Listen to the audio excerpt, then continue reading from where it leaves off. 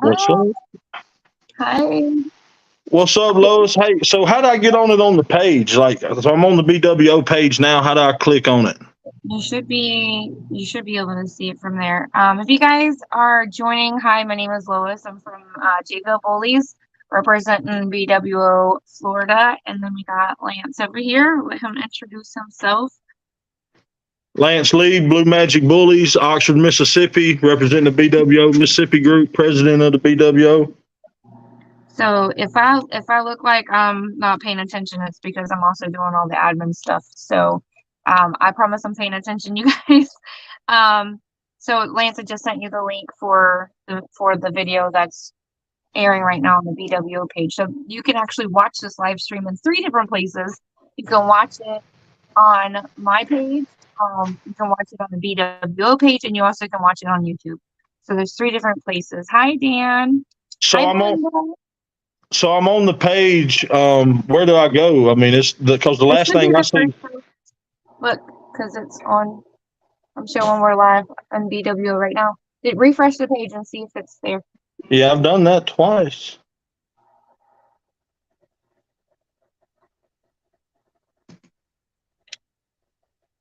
I sent you the link. Go to Messenger. Yeah, but I see I'm locked into Lauren. Can you send it to Lauren Bird? You may not be friends with her. All right, let me see. Send a messenger. BYRD. Hey, Lauren. Sorry, Actually, I'm trying to see where I can see these comments too. all right, so I just sent it to Lauren's.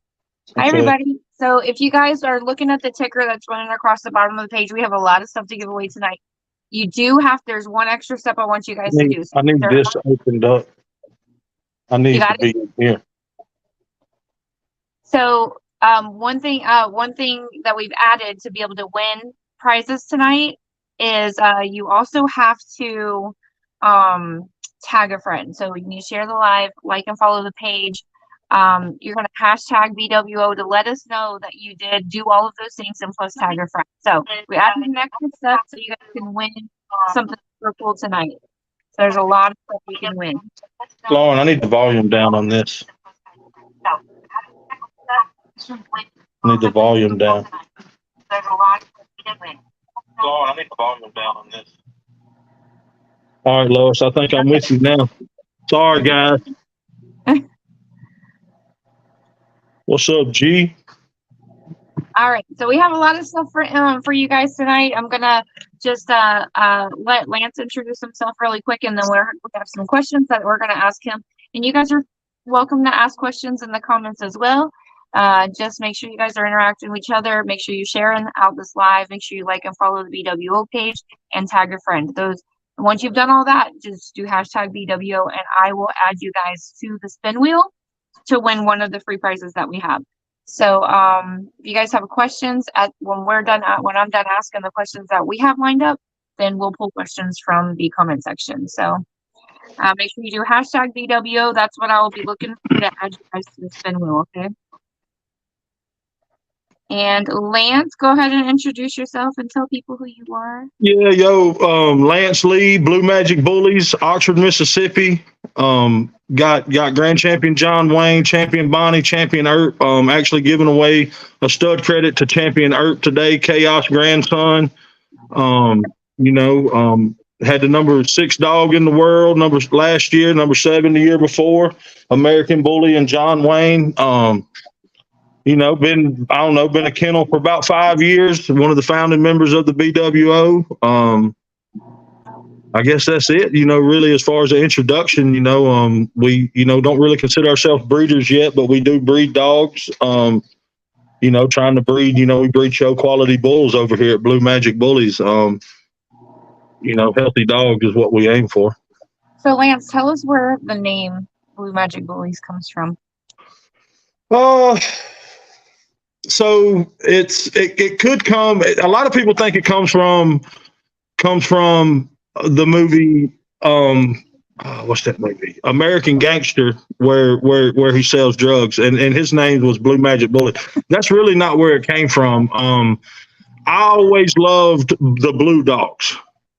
I always loved the blue dogs, and I knew that's what I was going to start with, and I wanted that to be in my name. And just one day I sat there and thought about it, and maybe that movie made me think about it or whatever, but it was just like, I don't know, they just always seemed kind of magical to me. The blue ones, like when they first came out, I know they're kind of outdated or whatever now, but like when they first came out, it was like, you really didn't see a blue dog, and they were just kind of magical to me. So that's really where Blue Magic Bullies came from.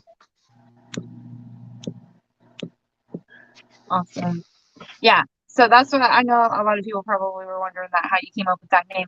So something really cool that you guys don't know yet, but that we did see recently was that Lance is getting his car or his van wrapped. So you guys cannot miss his vehicle. You see him Yeah. on the road. Actually getting that done tomorrow. I believe in, advertising is key. I believe in, I really do. All right. And then let's see. Another question we got for you is, we have some people in the group that had questions. So we're going to go through these. I have a few of them.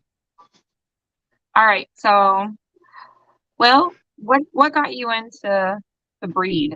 What got you into Bullies? Really just the look. Growed up on pit bulls and stuff, but it was just the look. It was just a little something extra. When you would look online and you would see these dogs, and you're like, man, that's like nothing I have. And I don't know. I've always liked the pit bulls, and when my last one died, I just said I was going to get these, and I just went to go get 2 pets, and it turned into showing and all that other stuff. So, but to me, just the breed, just I don't know, just the look they give, just like a powerful look, real powerful look. I don't know, kind of majestic looking, man. I don't know. It was just my favorite looking dog to look at. I mean, I could look at these dogs all day long, and not get tired of it. I guess really just the look of the dog, just what it brought to the table, just appearance wise.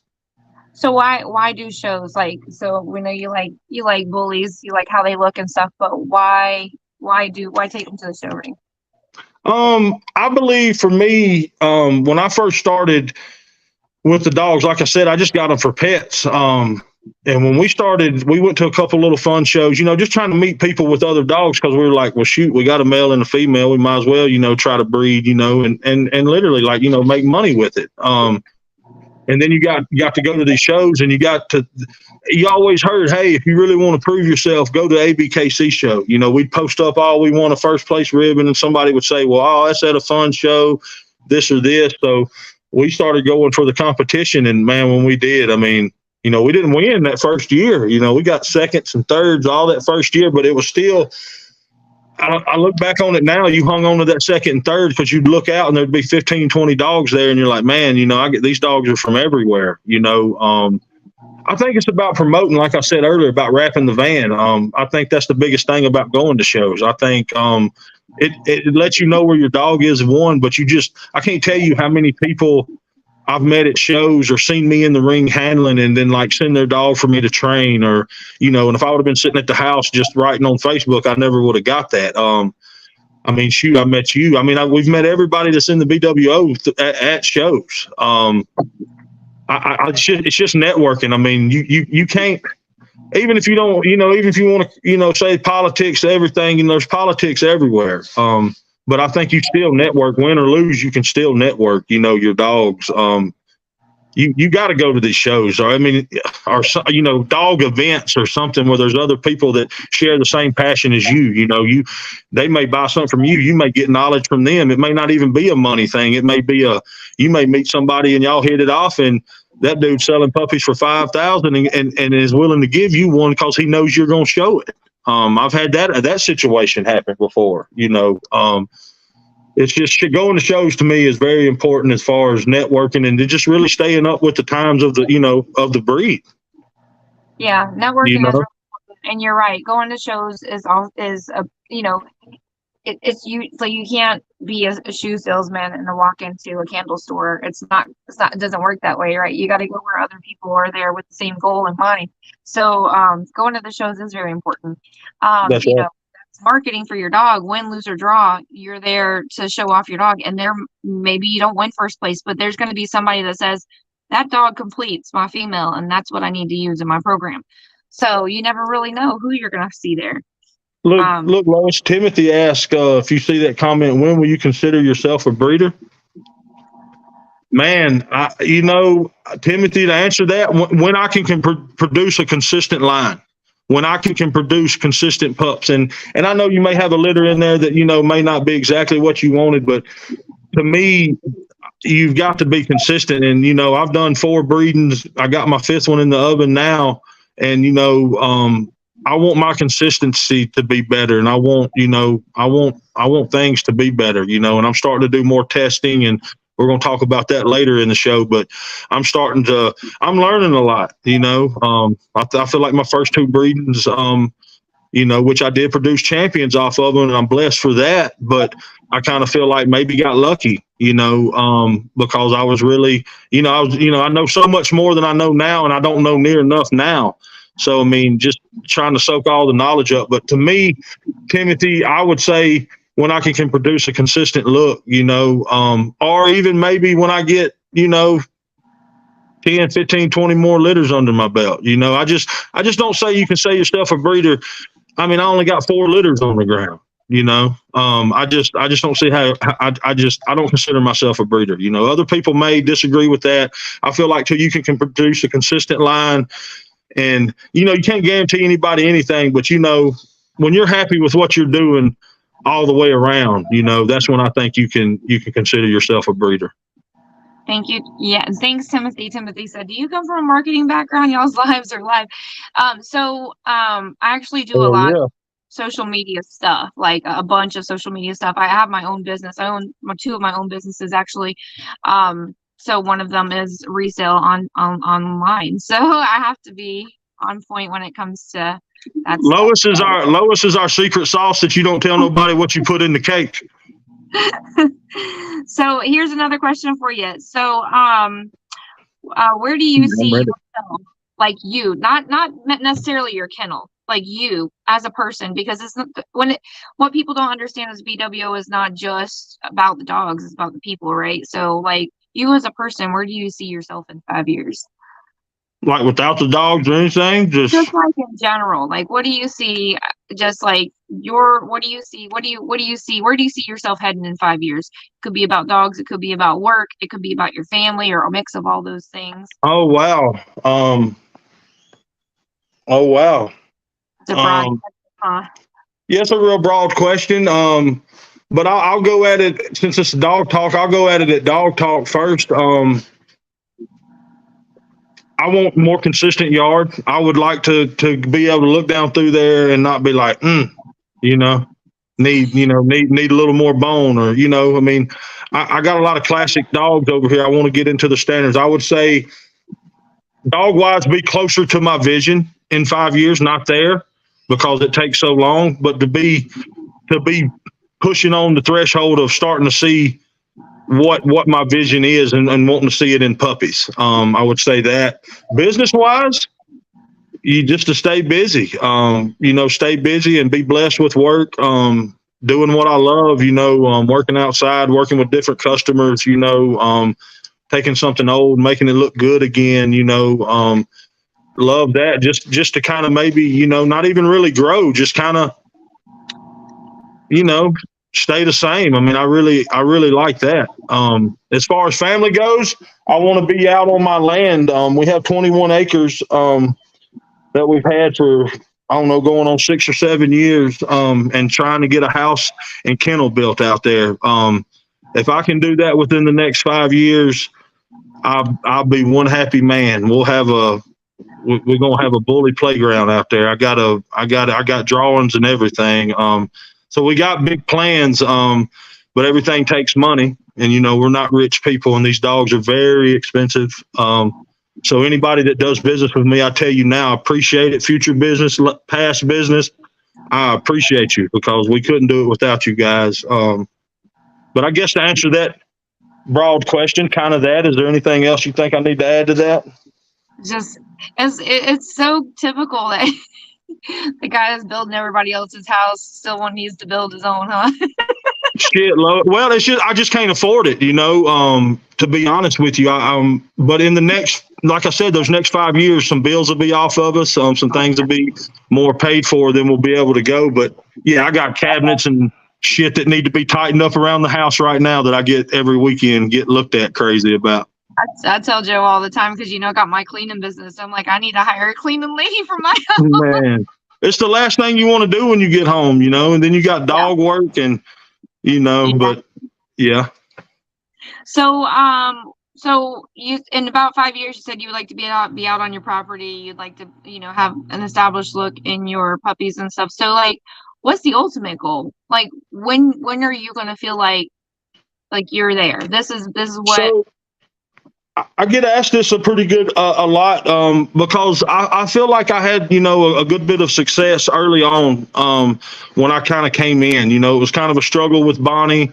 Poor little Bon. She did her thing. She started it, but it was a struggle for to get her champed out. It took us like 1.5 years, 2 years just to get her champed out. And then Earp came along. No, John Wayne came along, and then he started killing it. And then I produced Earp, and him and John Wayne were killing it at the same time. To me, I'm going to still go to shows and stuff, but I'm not going to hit them like I did until I feel like I have a top 10 contender for ABKC, BRC. Those are the two. You can take the nationals and compete. Well, with. I've been top 7. Top 10 2 years in a row, 6 and 7 back to back. So, everybody's like, why ain't you running Wayne anymore? Like, man, 2 years in a row, it's expensive. And, and that's pretty much said, he's a smaller dog. He's a classic dog. I want that dog where I can be competing from number 1 spot or at least top 5 is when you'll see me hitting all the shows again, seriously. And that's what we're breeding towards. We're breeding towards bigger show dogs, but Blue Magic Bullies will not sacrifice structure for mass any day of the week to sell a puppy. I don't care who your mama is. It's not going to happen. I'm structure. I always have been. That's what I loved about the pit bull so much, was the structure and the athleticism and everything to go get. But then when you see a bully, it's just more. It's more than that. Yeah. And my bullies, I ain't gonna lie, I love them. I love my pit bulls too now, but I shouldn't say I love these more, but I really do, because you can be so many more places with them. Even though your pit bulls wasn't aggressive, but they went 100 miles an hour on everything. They knock people down and stuff like that. So to me, the bullies are just got about a 3 level of chill added into them. I guess that bulldog kind of chilled them out a little bit. I think they're wonderful family breeds. I love them. And I'm glad you said that too about that once you got something you feel like you can go like top contender with, that you'd be going back out. So a lot of people misunderstand when people don't go to shows. It's not necessarily that they don't like the shows or they don't like the host or they don't like the registry. What people have to understand is that when you do go to shows, right, you're number 1, you're spending money. 2, you're networking, and if there's a show kind of close to home that you network with the same people all the time, right? Maybe you've already done business with them. They've already seen what you got, So it's not necessarily that you have to go to every single show. It's about strategy. You really got to have strategy and where you're spending your own hard work money. So like where you spend your money is important to your kennel. It's very important. You can't just what comes back. So if you're trying to go for top 5 or number 1, you're going to have to be every weekend, every other weekend, because that's what we were, and we wouldn't even I think we broke top 5 one time, but it's a grind, and you see the same people, and you're competing with the same people, and it gets to be a lot, but it's definitely worth.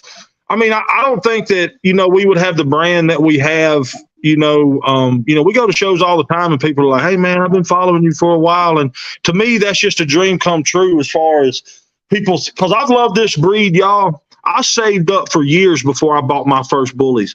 I saved up to $30,000 and I was going to buy my Bullies and buy stud credits and this and make sure, I was able to do vet. I love these dogs, bro, so much. Like, people don't understand, like, what, and the 30, I didn't save enough. That 30 went just like that. And that's what people don't realize, the bad deals at the beginning, buying puppies and people hanging papers on you and stuff that you never go on Facebook and cry about because, to me, it's just life. It's lesson learned, but we really got a passion for these dogs. If the internet broke tomorrow, you could come to Lance Lee's house 3 years from now and I'm going to have me some Bullies at my house, regardless if they quit doing shows or whatever. Because thank you, baby. Because my goal is to walk out of my house one day and sit down amongst dogs that all have the same look. They may be a little bigger, a little taller, but I want a bloodline at my house. And I think that's where I kind of messed up at the beginning because I was trying to do that with the first dogs I had. Just going to say, hey, I'm going to work with what I got, this and this. I'm going to take champion Bonnie, breeder to grand champion Waffle House. Yeah, we got a champion out of there. At the same time, got a lot of underbites and stuff too coming from, I feel like my female. But at least I did take her to one of the best producers, in the game. So I feel like my decisions were always kind of calculated, but now we're really learning some stuff, like I said, learning at these shows, meeting people that know more about dogs than you never would even. You walk by somebody and be like, man, that dude don't know nothing about dogs. That's the son of a gun that probably knows more than anybody in the building. It's just about taking advantage of your opportunities. I don't really know where we were going with that, Lois, but I was just, kind of rambling about how I love the dogs, So what is, like, I've noticed that, and a lot of us have been doing it, but why go to other registries? Why not stick to just one registry? Why is that important to show in different registries? Well, with me, I was top 10 those 2 years. It took all my time and money, to be honest.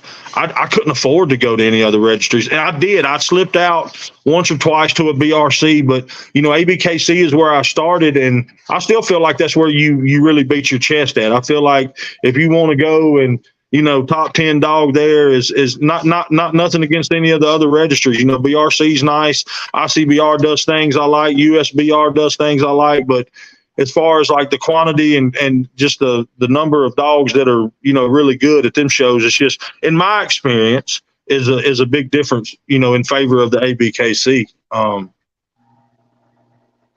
So why show in other registries?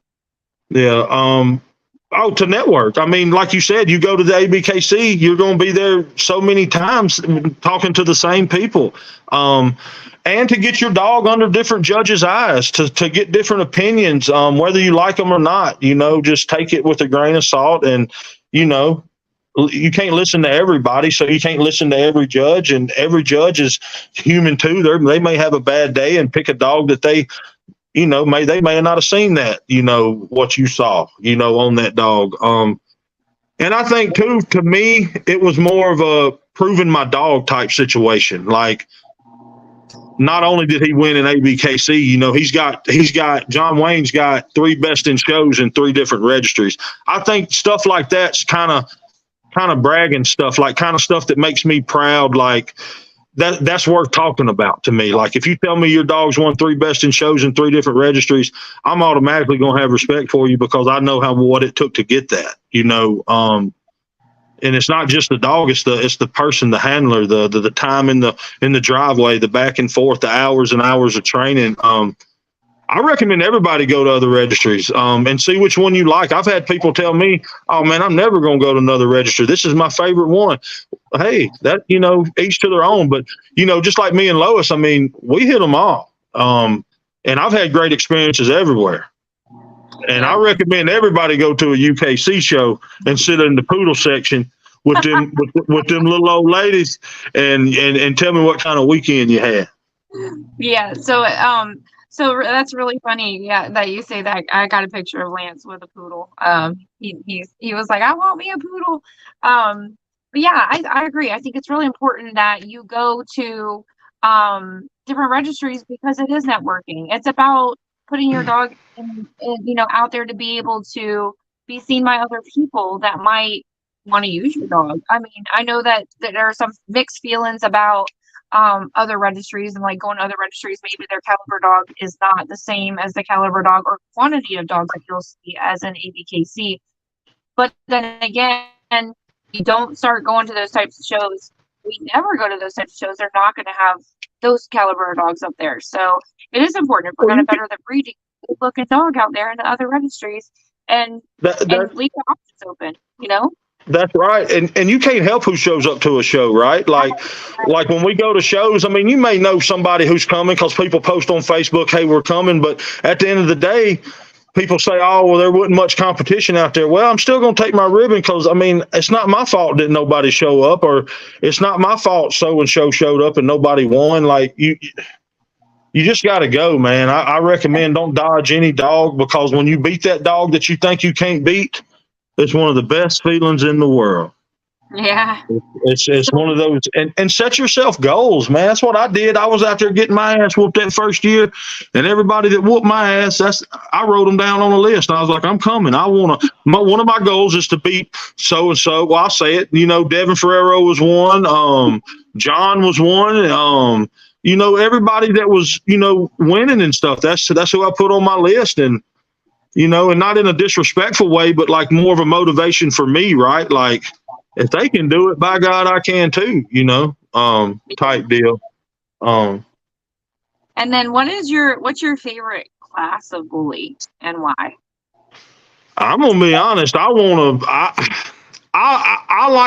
like them all respectfully. I really do. From pockets to XLs, if they're done right. But to me, I want a big damn standard. To me, a big standard is what I want. As far as looks go, it's hard to beat a damn pocket that's put together right. That's short, big head, boned, nice top line, good rear. To me, it's just, man, them some good looking dogs. But I appreciate everything. Like, I appreciate John Wayne's Classic. I appreciate the movement. I appreciate the health. I appreciate everything. But to me, my Blue Magic Bully, we're trying to get towards standard dogs. We want to do standards. And we may run a pocket line as well. Because like I said, I do like how they look, That was my answer too, about which one, because I like pockets too, but just like you're saying, it's hard to find one that's proportioned. And the movement, right? Like if you get one that's real short, real beefy, he's probably going to flip and fly.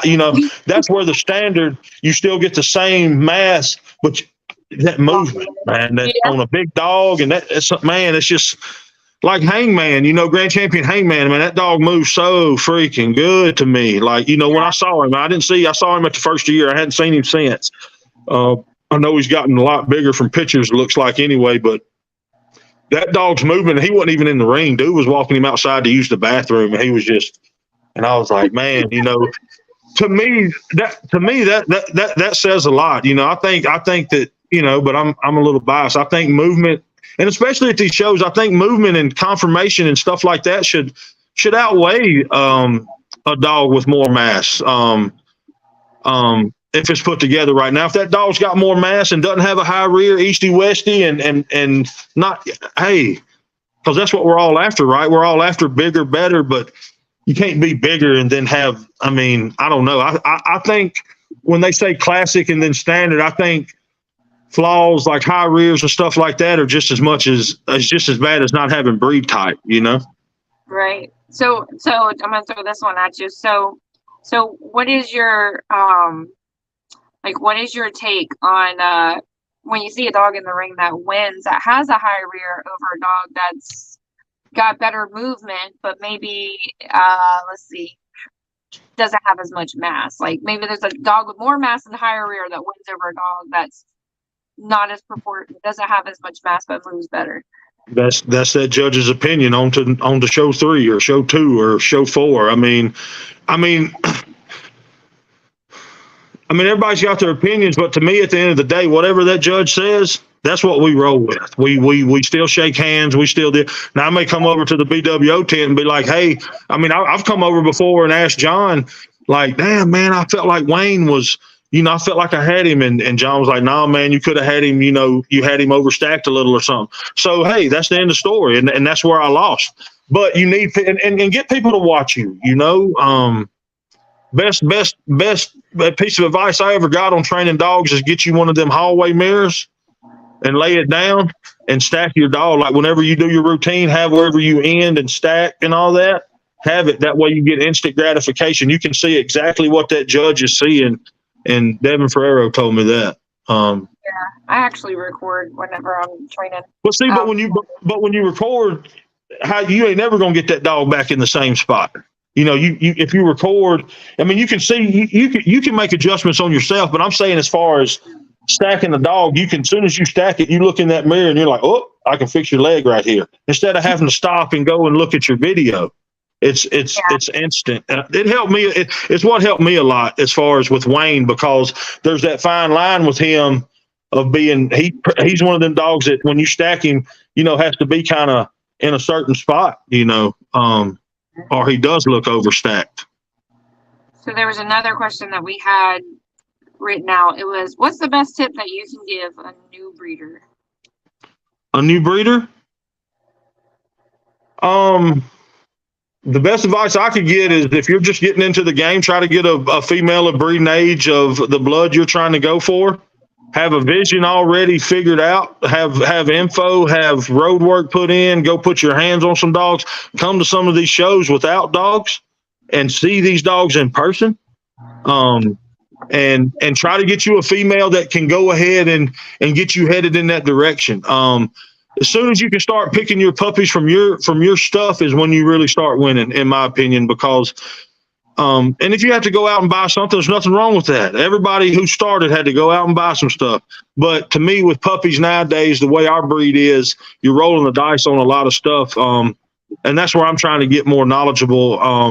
So it's not so much a guessing game, Yeah. So I guess just, females, I would go after females, would be my advice, and maybe try to get you one that's, if she's not ready to breed, will be ready to breed in a few months, So, and then what kind of tip would you have for somebody that wants to get into showing? What's your best tip for that? The hallway mirror, baby, lay it down, instant gratification on you stacking. I've done the videos and stuff. I'm serious. Get your dogs out. Work them every day.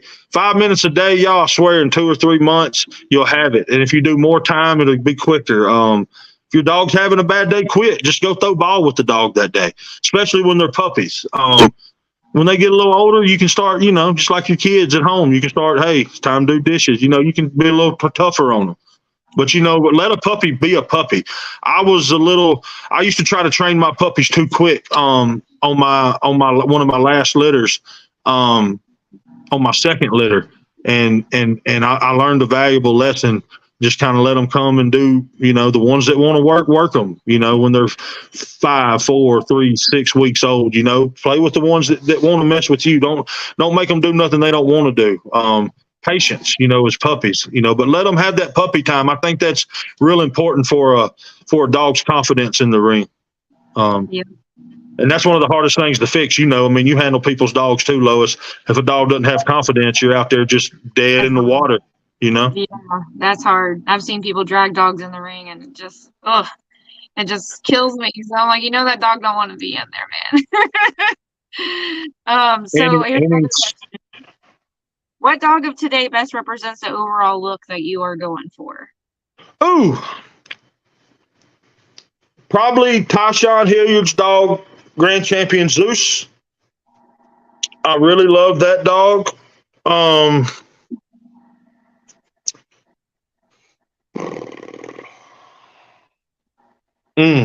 hadn't been real active in the ABKC this year. But I like Little Baby too. He's got a good look. Gilbert owns him out of Texas. But really probably the Tyshawn, like, because to me, Tyshawn's dog reminds me kind of Wayne. They're the same color, but like if Wayne was 20 more pounds, had a bigger head, a little more bone, that would be it. And that's really, I mean, if I had a yard full of them, I'd be happy. I'd be a happy son of a bitch, man. I'd be real happy. Did you see the video? We went to the ICBR show in Troy, and he got best standard male, and then Rain got best standard female, and we were in the ring together. I was like, "Damn, my dog," because he's a big boy. Yeah, he is. He's a nice boy. I talked to him earlier today. Actually, he's a good guy too. But that would probably be, you know, and maybe a little bigger. You know, I really like Blue and the size of Zero and them. Samson, dogs like that. Man, there's some dogs we're gonna go check out this weekend in Mississippi. I posted them today, man, and man, this dude's got some nice dogs too. I'm anxious to see them. A lot of people got some nice dogs, but I would have to say Zeus. You know, I mean, you know, I've watched him. You know, Wayne, Zeus, and Cash all kind of competed against. They're all kind of the same age, so we competed against each other for about 2 years there. So I've seen them a lot. And there's things that, you know, no dog's perfect in my eyes, because if it is, I'm going to try to find something wrong with it any damn way.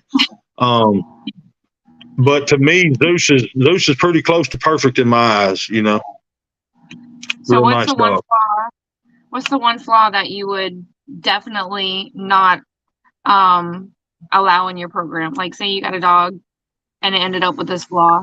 And this flaw would be the thing that says either you won't buy the dog or you're like, I'm fixing it and petting home in it. Like, what would that be? Well, I mean, there's two of them: Easty Westy feet, and my boy Clyde. He's Easty Westy, but we don't really promote him a lot, But he and a high rear. A real high rear I can't stand. I think just kills the whole look of the freaking dog to me. I don't care if he looks like He-Man up front. When that rear sticking up above his head and them stiff little legs, I just don't see how you call that a full dog. That's my opinion only. You know, a lot of people may say they don't know how I call a classic a dog. So that's just my opinion. But I would have to say too, Lois. I'd say, it's going to be hard for me to breed to a dog with bad feet, and it's going to be hard for me to breed to a dog that's high reared. Not saying that you couldn't do that, if you compliment, to fix that. But it's just, those are my two turnoffs on a dog. Not saying that I wouldn't breed to something like that. Like I said, the other dog would have to make up for the other one doesn't, and I do that with every breeding anyway. And then what breeder or program has been the most influential on you and your program?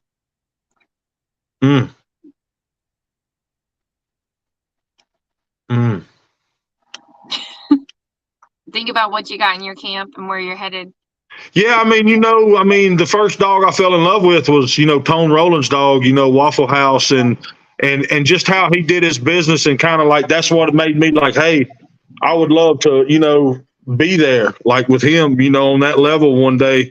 But Waffle House, everybody knows I love that. But as far as, I haven't really worked real close with a breeder as far as like working with them and trying to like go in a direction as far as like my BWO family, there's some of us that's, we've got stuff that one person's pushing one blood, I'm pushing another blood to maybe where we can come back and breed some stuff together. So I would have to say who's been there from me for day one in the dog world, and is still with me today. It'd be John Bridges Jr., the Bully Way. He's always there for me for info. He's always telling me what I'm doing wrong. Helping me out with not just dogs, but just in life in general. I'd have to say he stuck by me, but there's so many people. I hate to just exclude everybody, but if you want one person, he would have to be the one that's been with me since day one. Answered my questions, anything I had, went to shows with me when he didn't really even know me. So, I guess I'd have to say John, with the Bully Way, John Bridges. He's vice president of BWO. My buddy, shout out John Bridges. All right, I'm gonna go through. That was all the questions we had prepared. So let's Let's see. go through these comments, Lois. I'm with you today, baby. Make sure you guys are tagging a friend in the comments. You have to like and share, like the BWO page, share this video. You need to tag a friend in the comments and comment hashtag BWO. You only gotta do it one time. I'll put you on the wheel if you do it the one time. All right, let's see. What's up, G We're not gonna be Barber? able to get all the questions, but we're gonna get as many as we can. So we got Dan says how many males and females do you have? I have 4 females, 2 males. Well, 3 males, but two at the house, and I got a couple other females on co-on. I want to try to keep 3-to-1 ratio. 3 females to every male is what I want to try to keep. And if it's more than that, I'm happy with that too. I feel like females are the key. That's my opinion. You get some bad females. Here's a question. It seems like a dig at your beard, but it says, Lance, are you ever going to shave your beard? One day I may do a raffle online, see how much money we can get. Hey, Lauren. My bad. My little girl's trying to beep in. But yeah, no, I probably never shaved the beard. If I do, I'll definitely do it on live. Lady's trying to call her. She tried to call me twice. All right. Timothy says, Lance, will you continue to show for other people? What are the pros and cons of pushing someone else's dog? I'm going to continue to train and show for people. But it's real expensive to push a dog, and people need to realize that, especially if they come my direction. We're not, it's a lot to train a dog and it's a lot to push a dog. If there's somebody cheaper out there, you can go use them. But yeah, I'll definitely going to keep doing it. I enjoy it. I enjoy taking a dog that somebody drops off and says, man, I can't get it to do nothing. And then when they pick it up, it's worked with. But a month, I feel like, a month is just scratching the surface. You're going to send your dog with somebody 2-3 months minimum, guys. If you're really expecting something. I mean, sometimes it takes me 2 weeks before the dog even lets me put a leash on it, instead of cowering down. I mean, there's a week or 2 there. You're just loving on the dog. I mean, yeah, you're trying to stack it and stuff, but if it's scared of you, that's the last thing you want, So the benefits of pushing other people's dogs is, man, to me, seeing other people win, people that believed in you to take their dog to that next level and to actually get to be able to see that with them. It's a win-win. I mean, and it keeps you sharp on your training, and I think it just makes you better. It's a different dog. It's a different personality. It's I'm not one of them trainers that can just meet you at the show and, hey, show my dog this show. Oh, well, okay. I like for you to send your dog with me because I don't like to take anybody's money. I like to feel like I earned my money, but, pushing somebody else's dog it's nowhere near as fun. I don't care what anybody says. They're lying. It's not as fun as showing your own dog and winning with your own dog. But when you see somebody who's put in the work, the time, and the money, it's very satisfying to call them up and see how happy they are when you get ribbons and champ them out for them. It's pretty cool. Have you ever champed anybody else's dog out? Yes, I've champed Jared's dog out, Bruno. I think that may be it. I've champed out 3 of mine, grand champ 3 of mine.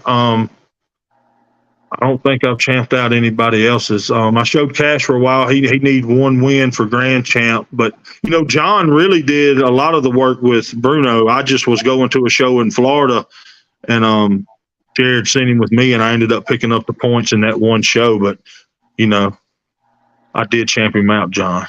You sound like Joe. We're at ICPR.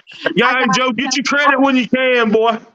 I got beef all through all of those rounds, and then we went up against Shortcake for Best Classic, and he beat Shortcake, and that was the win that got him champion in ICBR. Joe thinks that he did all the work. Joe did do all the work. He did not. All right, so Miss Tiffany wants to know if you have any tips on stacking. Stack box when they're young. A lot of people like to use a stack box older in life. I don't think there's anything wrong with that. I don't necessarily do that. After they get to a certain age, we are on the floor, or on the grass. I try to incorporate as many textures as I can: grass, gravel, concrete, wood planks, anything on their feet, and just get them used to that, and just being patient and good treats. And when they get it on that stack box, I make sure their form's perfect before we go anywhere else. Stack them all the time. When you got them on a leash for bathroom when they're puppy, they're sitting there chilling, pick them up, stack them, have a little treat with you, stack them. That would be my tips. What food are you currently feeding your dogs? I feed Victor Red Bag. Every one of my dogs loves it. I've heard a lot of people talk about it. Besides the fact that they love it, is there anything like beneficial that you see in that you don't see in the other stuff? I'm gonna be honest with y'all.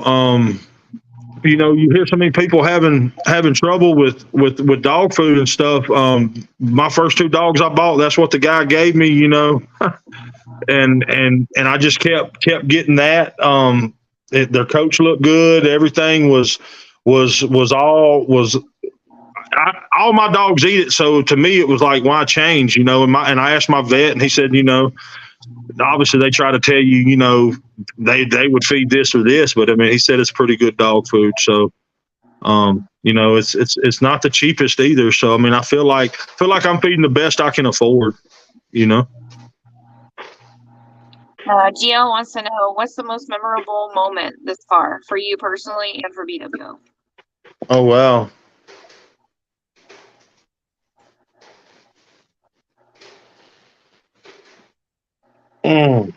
Personally, would be making top 10 for 2 years. But champion John Wayne out at 7 months, winning King of Mississippi. I mean, those all are real big accomplishments for me. For the BWO, what's our biggest accomplishment?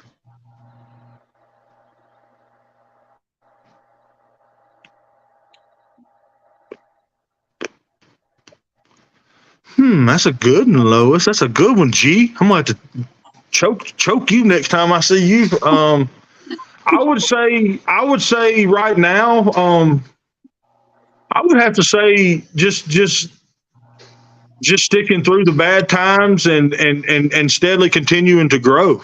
Sticking through when the times aren't just so good, to watching people put. To me, just watching new people and people that's in the group out at shows winning and in the BWO and people pushing, to me that makes me so happy.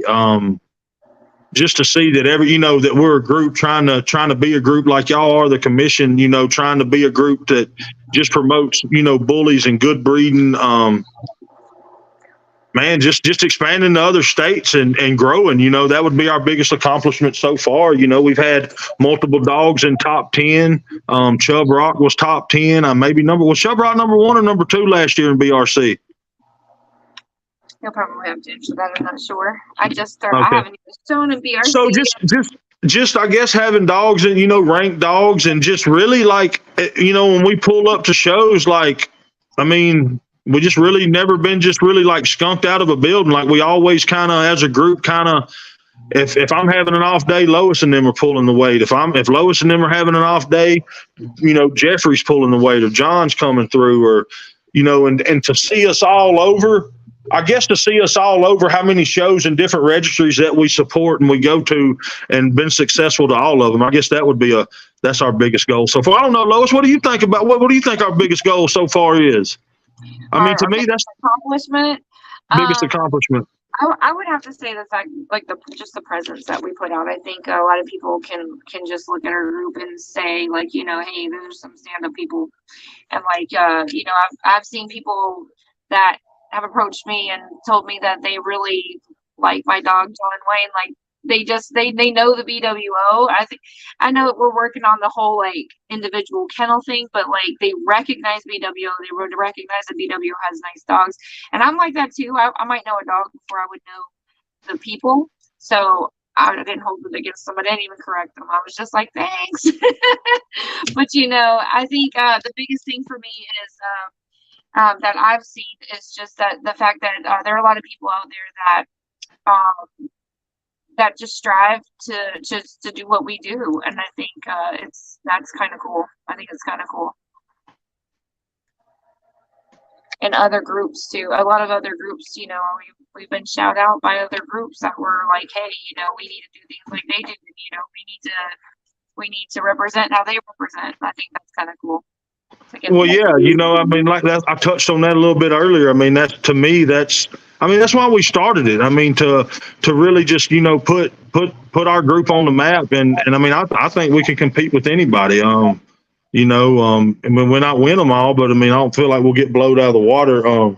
Dan said, what are some of the top males John Wayne's produced? Right now, I would have to say, Bass Reeves, Mike Green, Gaines Bullies produced, and Thor off the same litter. They're brothers. Those are real nice. Brand Smith has a really big male in Arkansas, and Timothy Tomplant has Dillinger, who is a lilac tri that I've shown a little bit. Super nice dog. Those are four that kind of just off the top, He's got some other ones that are pretty nice. Got some nice females too. But males it would be those four. I would have to say Bass and Thor.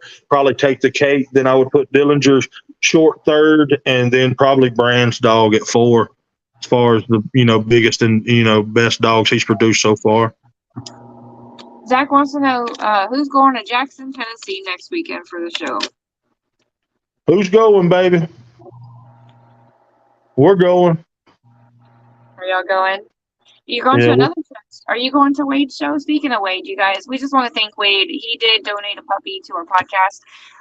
That is from He's from Legendary Bully Camp. I don't know if you guys remember the very first podcast we did. He donated a puppy to that, which was a really big deal for us. And he's throwing a show. If you guys have not been keeping up, it is Judgment Day, baby. A huge stack off, $20,000. I think they even said it was up to like 23. I don't know. Yeah, but they're giving out more than that. They're doing like best confirmation 1,000. They got a bunch of other little stuff too. Roy Jones Jr., the famous boxer, is going to be in the building, doing a rap. I mean, they're going to have stack offs and giveaways all day. So I don't know about giveaways, but they're going to have stack offs where they're giving the cash away all day. So we're definitely going to try to make that one. I think me and Kenny are going to share a booth on that one. That's this weekend, yeah? Huh? Is that this weekend? No, it's July, ain't it? Oh, is it in July? Okay. So, and then pull it back up. I hope it's July. This is weekend.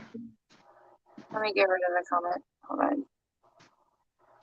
Let me see. Hide current comment. Where did it go? Hold on. There we go. All right. Can you see it? Nope. All right. It's all good. I think I could probably pull it up. I'm pretty sure it's on July. It's okay. Regardless. But yeah, you guys check that out. If you guys haven't been able to check out Wade's lives, he's been doing it is in July. Okay. He's been doing a whole lot of lives lately, just promoting this show. So it's a big deal. You guys go check it out. It's supposed to be a lot of big ticket dogs, big name dogs. You guys can go see them, put your hands on them, get to know the faces, get to know the dogs. It's kind of cool. I would totally go if it was closer. It's just out of Florida. It's way too far for us to go right now. Let's see. What other shows are coming up that you'll be at so people can see you and meet you? Pop up my buddy Pyru's stuff if you got it. So this is gonna be on the East Coast. This is my buddy Pyru out of Texas with KOTB Kennels, King of the Blood Kennels. He's throwing a show in a USBR show in Pennsylvania. So it's going to be on the East Coast. So we're going to be there. Y'all please come check us out. Anybody on the East Coast, Wade, if y'all can make that one, man, that would be super cool too. Bring some people out to a different registry. The stand-up guy, probably one of the realest guys I've ever met in the dog game. This guy throwing this show. So y'all, we'll try to make that one. We're going to hit some BRCs and a couple ICBRs, and I'm going to get back down there and to UKC with Lois and them sometime this year. I got to get my schedule, but we're so busy working right now. We're just working, trying to make money. So, the next UKC show is a 4-day show in Perry, Georgia. It's supposed to be a huge event. Huge event. Oh yeah, let's go. I could probably finish out, or hopefully finish out. I think it's in September. What is something that you would add to shows or take away from the shows? Information. I wish that the shows would get somebody in there and let them open up early and show everybody what they're expecting in the show ring. Information just about working and stacking your dogs. Hey, this is what we're looking for. Lead goes here.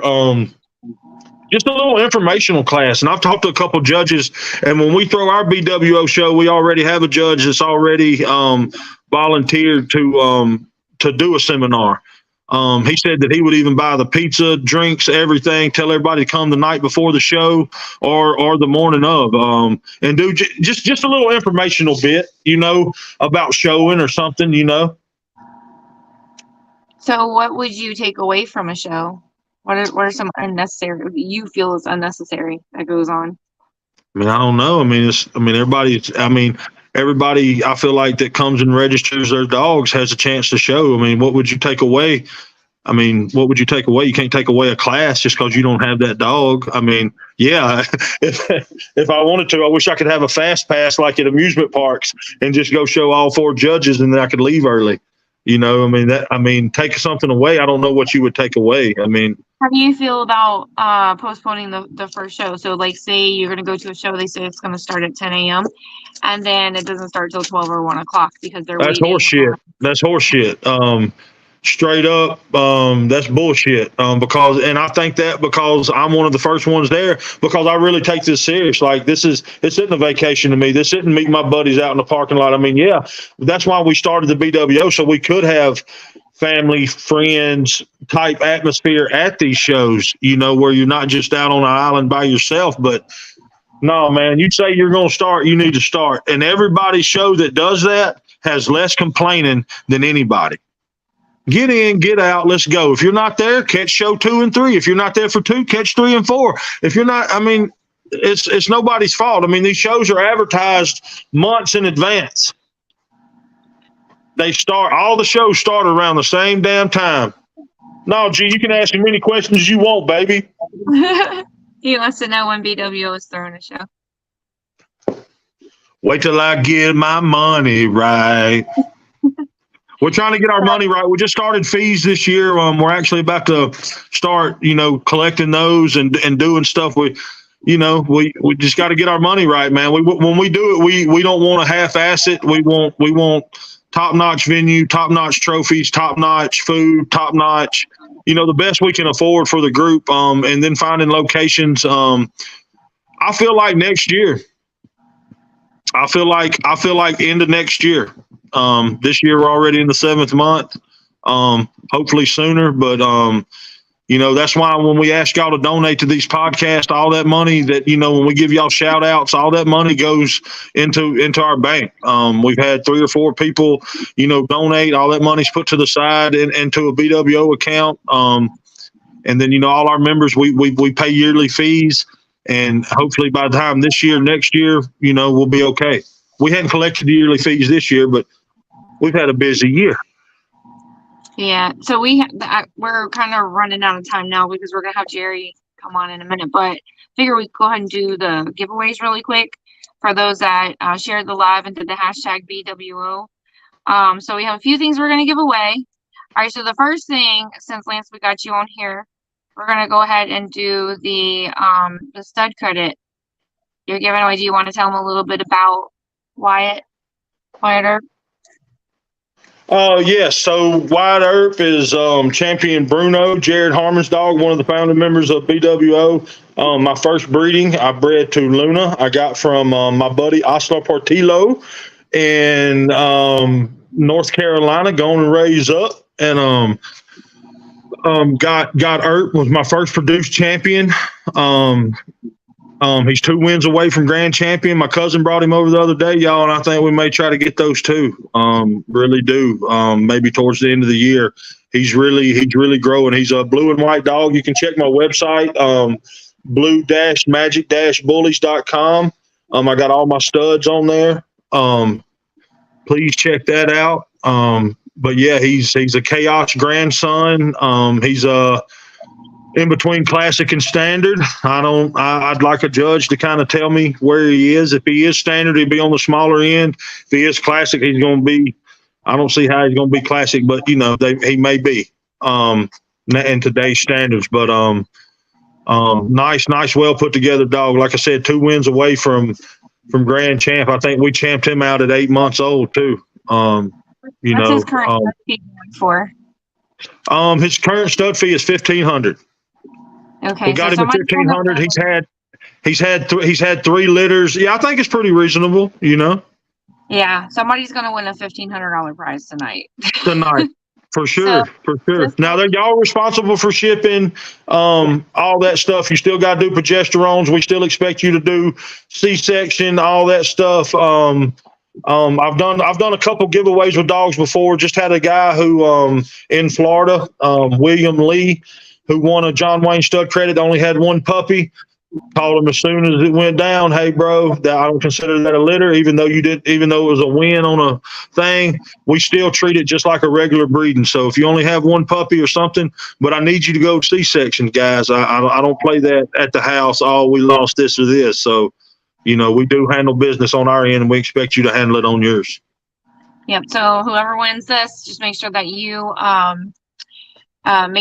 go ahead and Pyru, y'all tag BWO, baby. Get a chance to win. Yep. All right, here we go, guys. Ready? We're gonna pick one person. This is gonna be a BWO member, though. Is this the dog? Yes, for Whiter. John, you can't win the credit. It's gotta go. John gets free stud credits to anything I got any damn way. All right, let's spin again. Here we go. What does that say? Terry June. Just tell her to inbox me. And the female does have to be approved, guys. And if it's something, but we want you to win. We're here to work with you guys. I mean, like I said, the dog would have to be a complete train wreck for us not to go with it. Okay.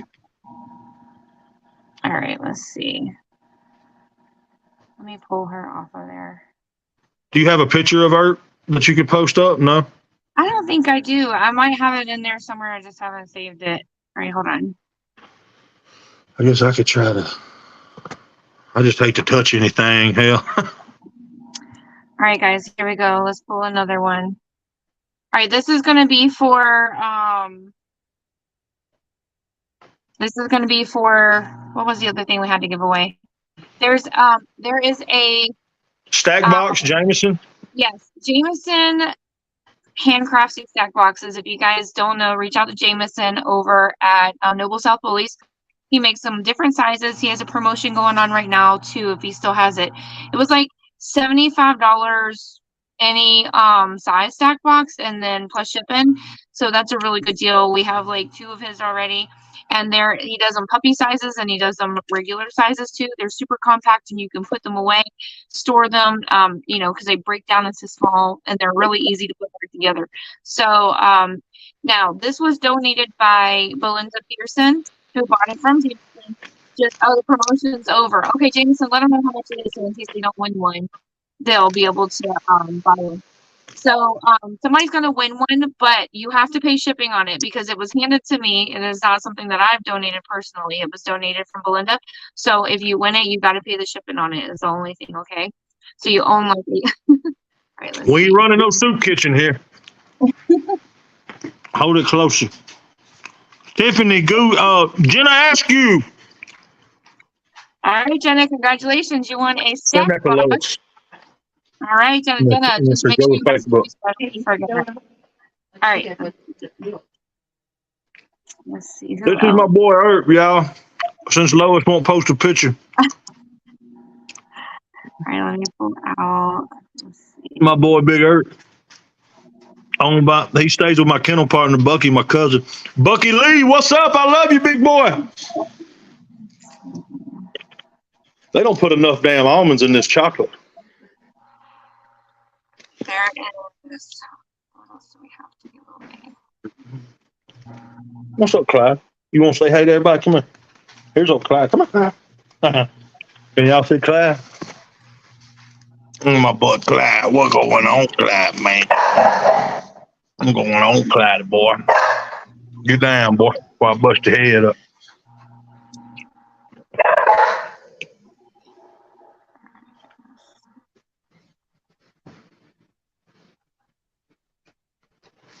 Jerry's giving away a COI analysis too, Lois. That's right. We do need to get one of those away.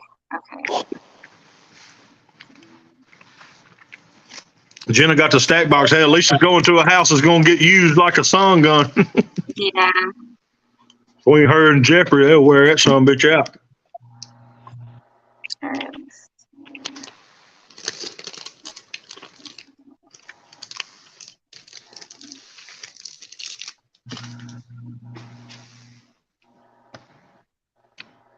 All right. Let's see. Jerry, I got you on there. I'm having to go back through because it looks like I got doubles on there.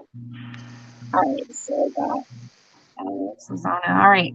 You guys make sure you're tagging a friend or it doesn't count. Make sure you okay. Let's see. Heather. You guys don't know who Jerry James is. You should know who he is by now. He has donated a COI analysis. Every show. Yeah, every single show we've done so far. And it's a very helpful service that he has. It's not something that just anybody can do. I use it on every breeding.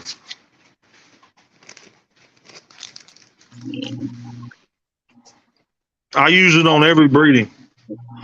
Yeah, so I have heard some really good results from that. But I've also heard some that he's told them like, hey, that's probably not a good breeding. Like he's really helped a lot of people, and that's kind of cool. So we're gonna do the COI analysis, and then after we give that one away, we have one more prize to give away. We're gonna let Jerry get on here and talk a little bit about his service. All right, ready?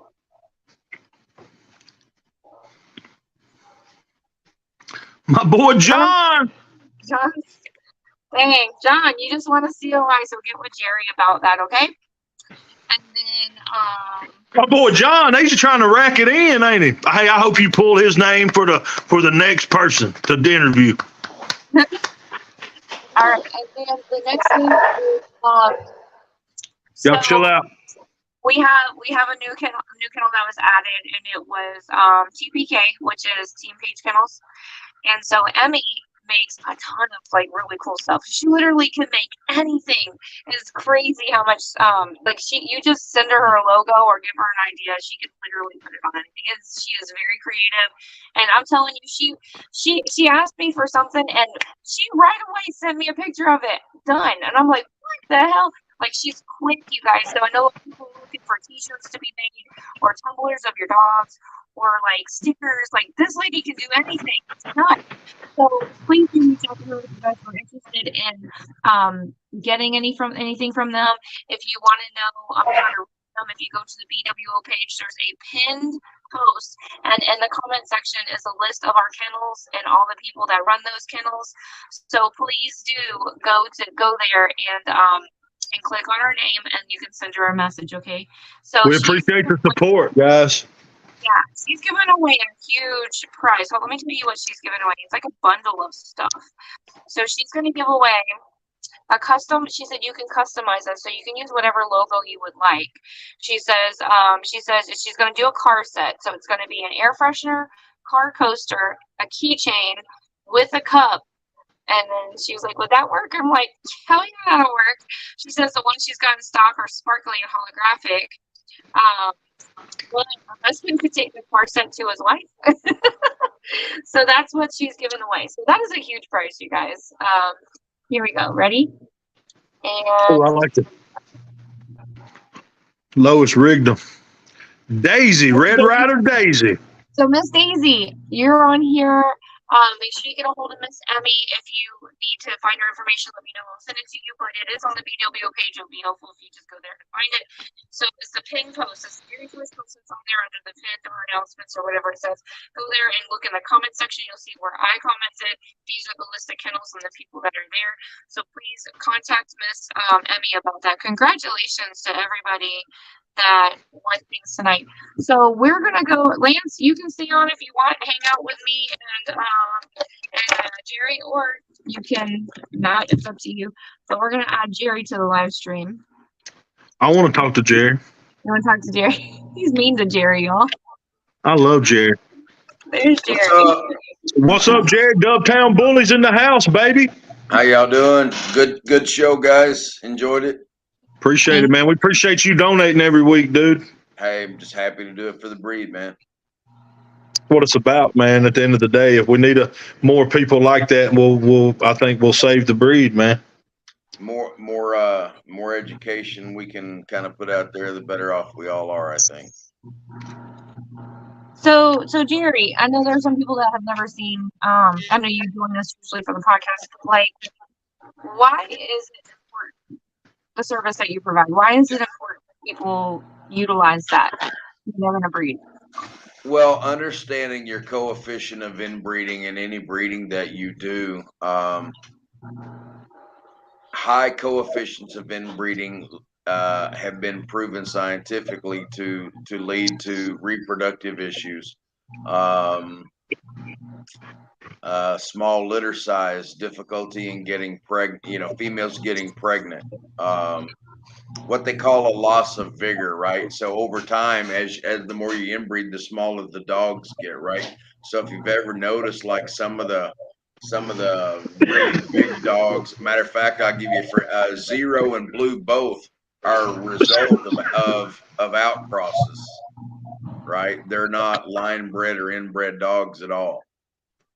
So the more you inbreed, the more vigor and size that you lose, right? So when you outcross, you bring in more genetic material, you tend to get kind of a bump, if you will, increase in vigor, increase in size, these kinds of things. So, but the bigger thing is, right, is that purebred dogs in general suffer from high levels of inbreeding. And so, we're talking about population genetics. And so the more we can be aware of the breedings that we're doing, the better opportunity we have to maintain genetic diversity and health in our dogs and really longevity of the breed, really, if you want to know about it, because there are some dog breeds, like for instance in Europe, the King Charles Spaniel, and some countries have actually outlawed breeding those dogs because they've been inbred so much that they're unhealthy, and so they no longer allow those dogs to be bred within their country. So we have pockets of certain bloods and things like that in our breed that are being very intensely inbred, and I just want to increase awareness and promote the positive aspects of understanding your inbreeding coefficients before you put a breeding together. I like that. I mean, I do it on, I've used it on every one ever since I found out about it. And it just, I think it gives you a better understanding going in, right? It's just one more step you can take to try to figure it out. Yeah, it's just understanding information and understanding risk is really, coefficients of inbreeding is really just about understanding your risk, right?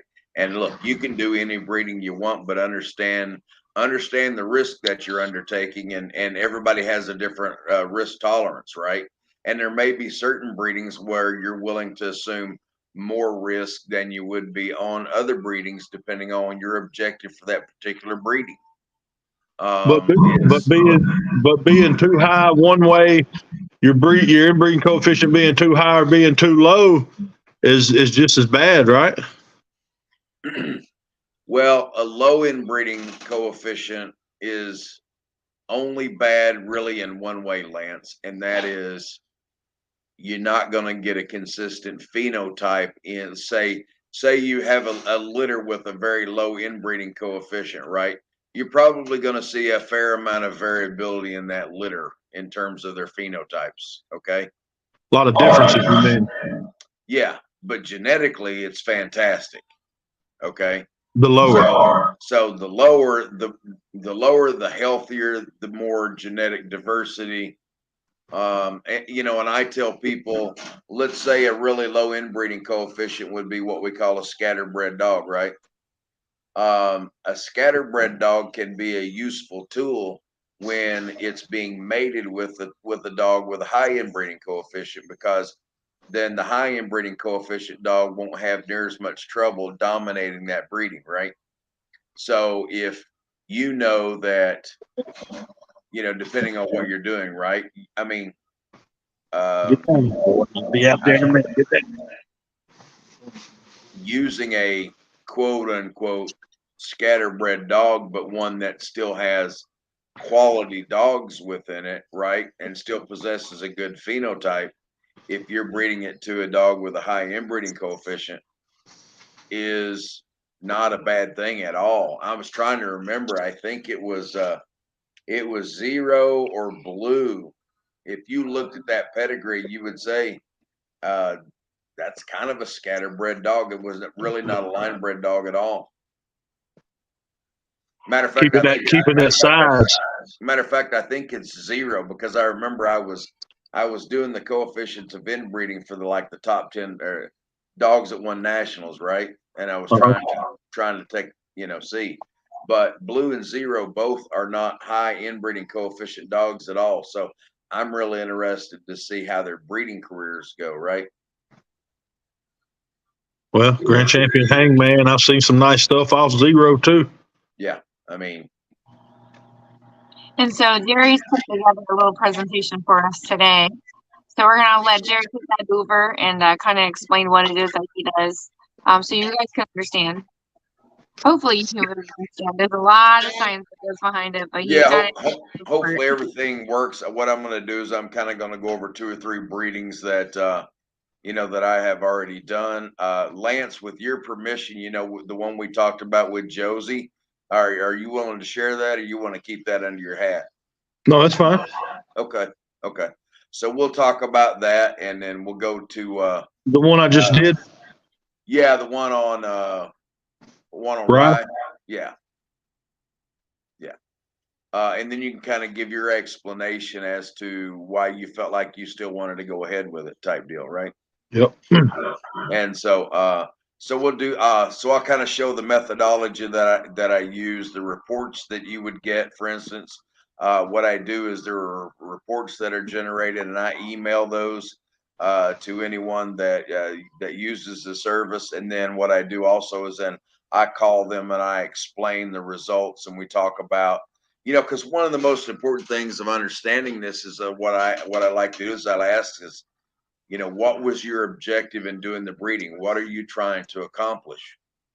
And that really is just as important as anything else. And so I usually spend 30 minutes to an hour talking to the person that has purchased an analysis and go into detail about the results. So shoot away, brother. Y'all ready? Born ready. Look at Lois. She's so ready. Let's do it. She's so ready. She's bored out of her mind. No. Shoot, Lois, a busy woman. I got a dog over here trying to act up. He's barking. I had to mute my mic. He's just being playful with it. All right. Well, if there are any issues with seeing the screen or anything, be sure to let me know.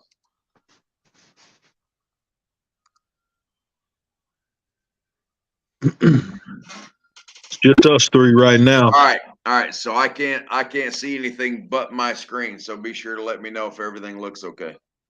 Okay. Dog Breeders Pro. Yep. Yep.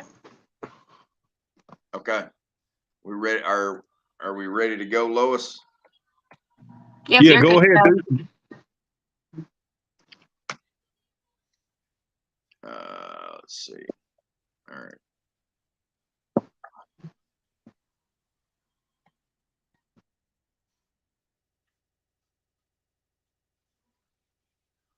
Okay, so this is a dog that I used to own, and I was looking at breeding her to, and what I'll do is this is the dog's pedigree, a coefficient of 9.05, and one of the things you'll notice ALC 5, ALC 10. That stands for ancestor loss coefficient, and it's kind of the inverse of an inbreeding coefficient. And what it does is it gives the numerical value in the terms of ancestors that remain after that many generations. So for instance, in this particular instance, after 5 generations, 90% of the ancestors that remain are different.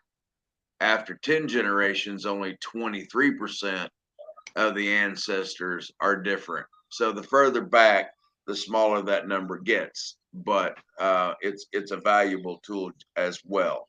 So what I'll do is I will go to trial matings. And so what I wanted to do, what I was thinking about doing was breeding her to Logan, which is a dog that is associated with Con and Folking Bullies, right? And Logan is Louis V, a Louis V son. And at initial glance, I really thought that that was a breeding that was going to line up real well. And you can see here, the sire's Logan's coefficient of inbreeding is 28.75. And my female was 9.05, and the resulting litter would be 21.8.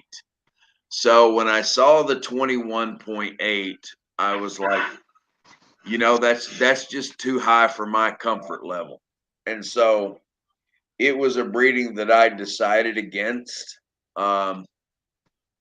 The other thing you'll notice with Logan is after 5 generations, the ancestor loss coefficient is 72.58, and then after 10, it is 13.32. So with the high inbreeding coefficient that he has, you can tell that he is extremely line bred or inbred, however you want to look at it. After 10 generations, there's only 13% of the dogs that are different in his 10 generation pedigree. Personally, I like to see an ancestor loss coefficient after 10 generations of around 30%. But anyway, I'll click on this pedigree right here. And this is one of the reports that everybody gets. And one of the reasons why it's kind of handy is once the page loads, is on here, it gives the coefficient of inbreeding for the litter. And then you'll notice on each line of the pedigree, each dog here, it displays their inbreeding coefficient. So you'll notice Louis V had an inbreeding coefficient of almost 60%, which is extremely, extremely high. Okay. Which would explain why he was a prolific producer, but I would say at what cost. So what you can kind of do is when you're looking through this and you're looking at the pedigree, you can kind of see where the concentration of inbreeding actually is. And so, you know, I can look at this and I can see that It's still showing the same thing on our end, Jerry. do what? It's still showing the same thing on our end. I mean, the page hadn't changed. You're not seeing the report? Seeing the test. Hang Oh, on. there Yeah. it is. There it is. hang on. Do you see it? Do you see where it says certificate of pedigree now? Yep. Yes, sir. It just popped up. Okay. Okay. All right. Good. Good. So this is an example then of the trial mating pedigree.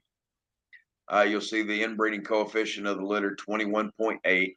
And then what you will see is you will see a coefficient of inbreeding either underneath or beside each dog's name. So when you're kind of looking through the pedigree and wondering, what are your possibilities about what dog will dominate, through that particular pedigree, especially if the sire and the dam have equal coefficients of inbreeding, you can kind of look through and see where there's a huge concentration. So, like on the dam line down here, GCK's Ocho had a inbreeding coefficient of 53.77, and Kingpin Line's Eleanor was 44.28. Now, I can tell you, so just out of I can tell you that the way that this dog looks, so this particular dog, when I had her, did not resemble Grim or Rocco whatsoever. Believe took more after the Kingpin line.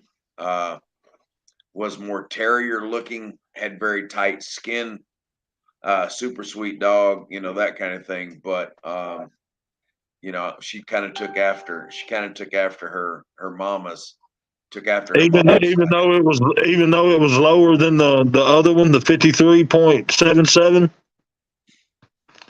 Well, yeah, I mean, Ocho, and I don't know Ocho, but being out of Dax and Barbie, I would assume he was a pretty, probably resembled Dax in a lot of ways. But she ended up really being more like I'm familiar enough with the Kingpin line to say that she really resembled the Kingpin line a lot more than she did Dax.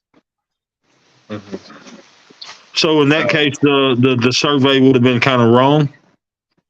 Well, they're not. I mean, there's a little bit of difference here, in the terms of the inbreeding coefficient. But when you look at, her inbreeding coefficient, the mom was 30.67, and Reaper's, the sire, right, was 3.38.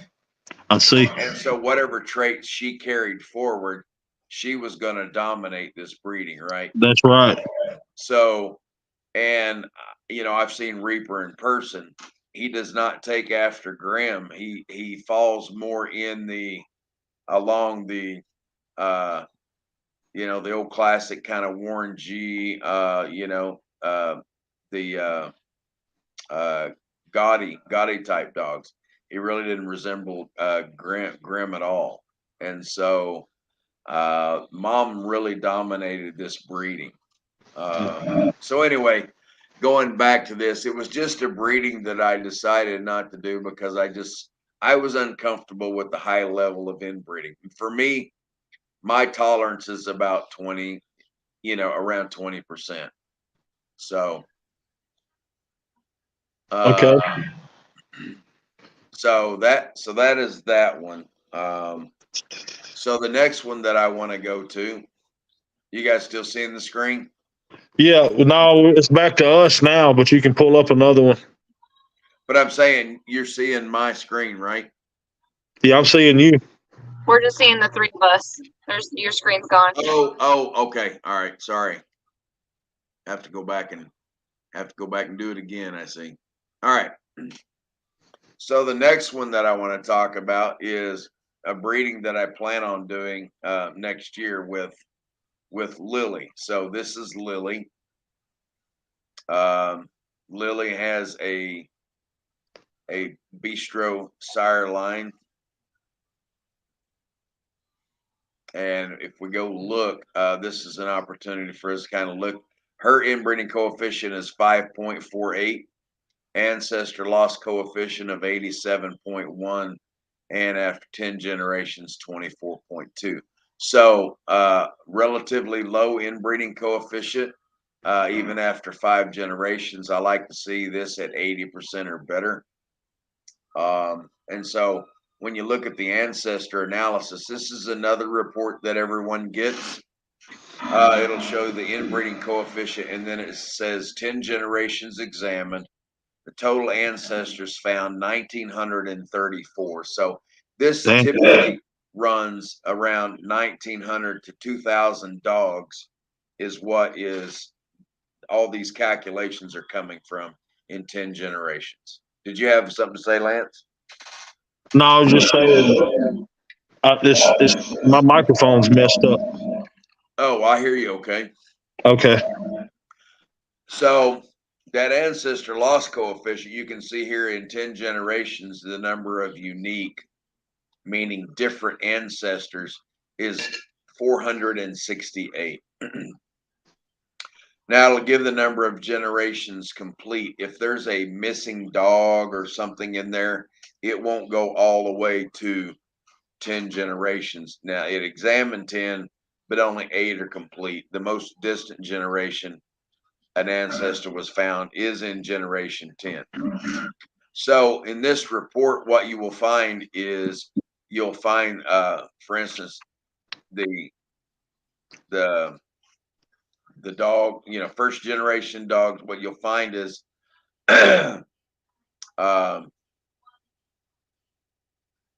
it goes by generations and then the number of times the dogs occur, right? So under generations, it'll show you how many times the dog occurs in the pedigree and in what generation, and then what percentage of blood in that particular generation that those dogs contribute. Okay.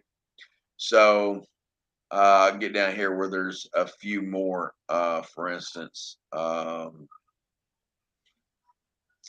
So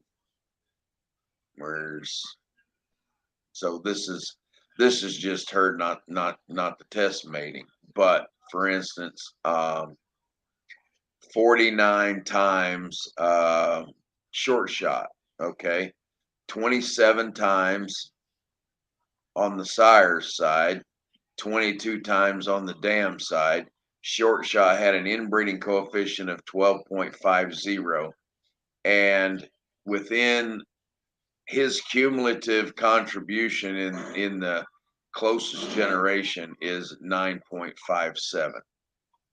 You can see below that Vin Diesel. He occurs 2 times on the sire side and so on. So it breaks down every dog, every generation, how many Very times. detailed. Yeah, very, very, very detailed. So if you want to see how many crosses to what dog, and then also if there's enough data, it'll give you the inbreeding coefficient of every single dog in the 10 generation pedigree. Oh wow. So that's this column right here where my cursor is. Okay. Yeah. So the pedigree with the inbreeding coefficients is one thing that everybody gets, and then the ancestor analysis. Okay. So Cool. then I was looking at, well, if I bred her back to her grandfather, which is Grand Champion 365's Tattletale, which is a bistro grandson, I'm like, what would I get? So I go to trial matings for her. And so you can see here, here's Tattletale. So Tattletale's inbreeding coefficient is 5.71, not real, not high. And hers is 5.48. But the resulting inbreeding coefficient of the litter is 17.9 by taking her back to her grandsire. So that's kind of where I want to live, right? So when I'm looking at getting females that are going to be consistent producers, that number right in there is where I want to live. But what I want to show you is something that's kind of interesting. Is that just your opinion, or is that like kind of protocol? Well, I mean, it's just, I mean, it's As far as 19 or 20, you know, or 17 or a little above 15 or between 15 and 20, is that what the well, book says? Lance. Hey, that where you need to be, or is that where Jerry James says that where you need to be? Well, okay. So the science says an inbreeding coefficient over 10 brings a pretty good element of risk, right? So there's a white paper called the Extinction Vortex, and I've talked about it a lot before. But when you start getting inbreeding coefficients over 10, you start running into trouble, right? In terms of a population, and so we see that an awful lot. I see a lot of dogs way over 10, right? Um, but what you have to do is you have to try to balance. Look, if it's going to be really hard to have a consistent phenotype or physical expression of those genes in your program if you don't have a high enough inbreeding coefficient. So remember that I talked about inbreeding coefficients being an element, being really a measurement of risk. What kind of risk are you willing to take, right? So along with this, yeah, I genetically test all of my dogs, right? So I know if they have genetic issues before I breed them. And so it's very difficult to have a consistent look in your yard without having inbreeding coefficients that are above that 10% line. Now, for me, my number is 12 to 20%. That's as much risk as I'm really willing to assume on a regular basis. That's not to say that you can't assume more risk understanding what your objective is. But let's say you have a litter of 10 puppies, and if it's a real high inbreeding coefficient litter, um, you may have some issues, and then again you may not. That's exactly right. It's kind of genetically rolling the dice, right? So when you say issues, for people that don't know what that means, what do you mean by issues? Okay, so the higher the inbreeding coefficient, the more risk you take of your dog's inheriting negative recessive traits. Okay, so health issues genetically at each chromosome, they're the duplication of those particular genes. Now those genes can be good and those genes can be bad.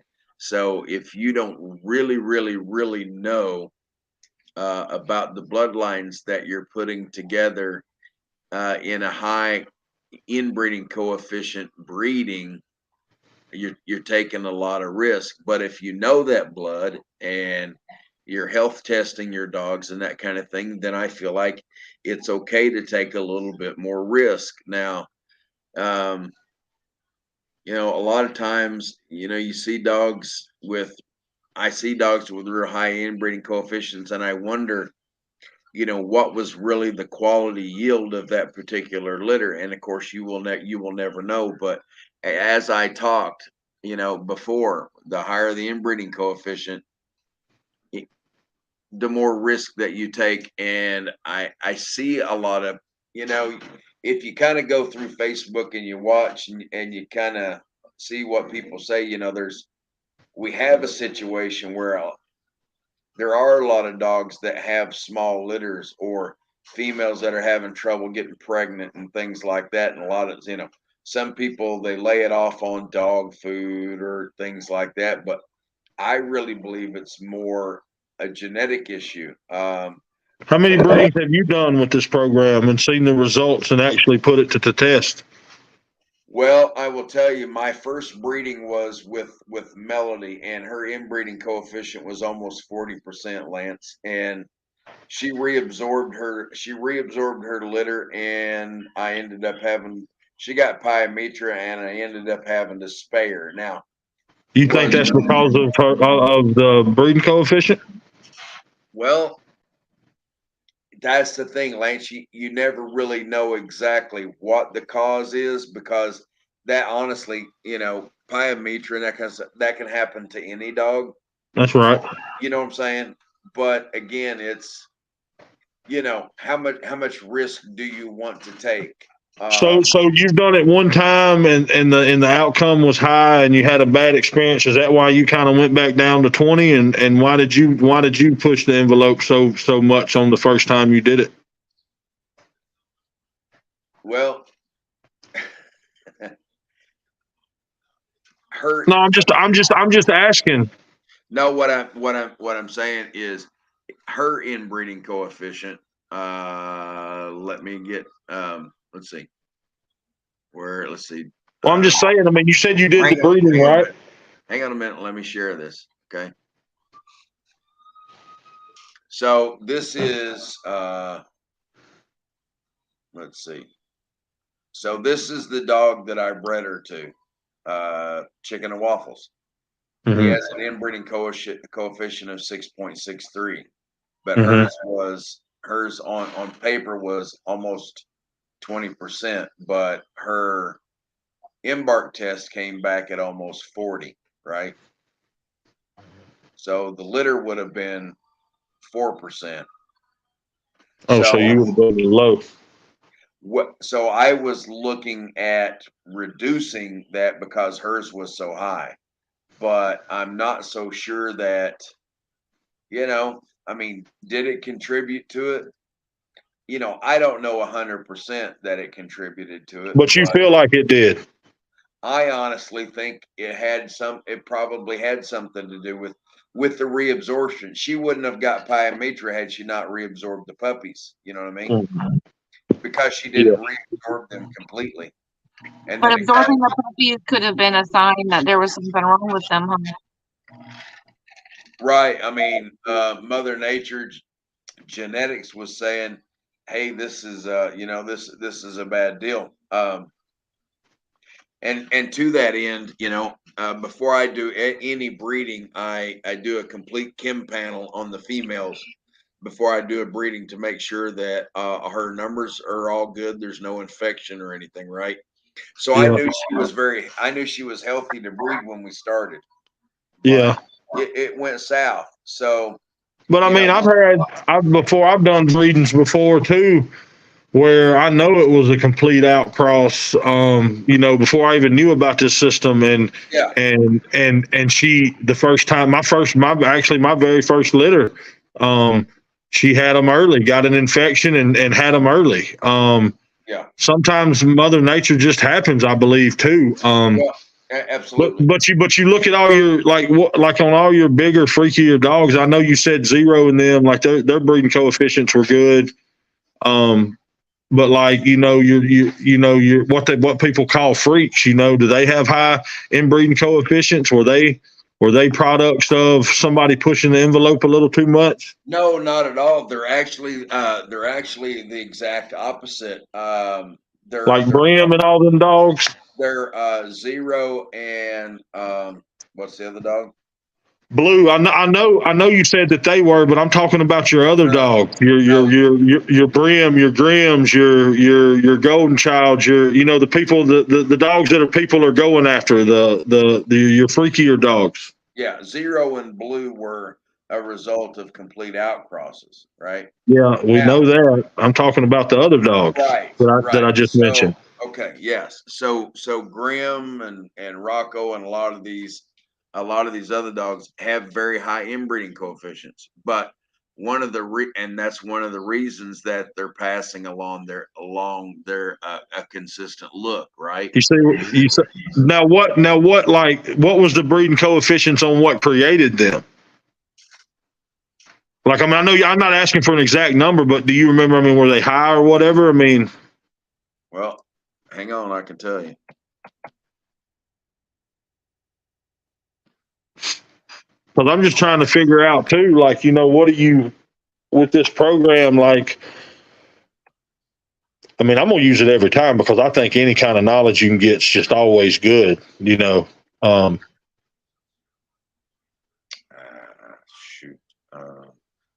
Hang on a minute here. You just had it on your other one. Oh. Yeah, I know. Shit, Jerry, I don't want to get you in a rabbit hole, bro. We only got 15 minutes left. I don't want to get you in a rabbit hole. Right here.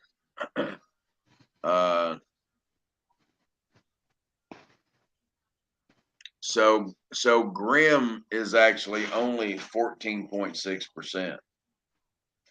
Off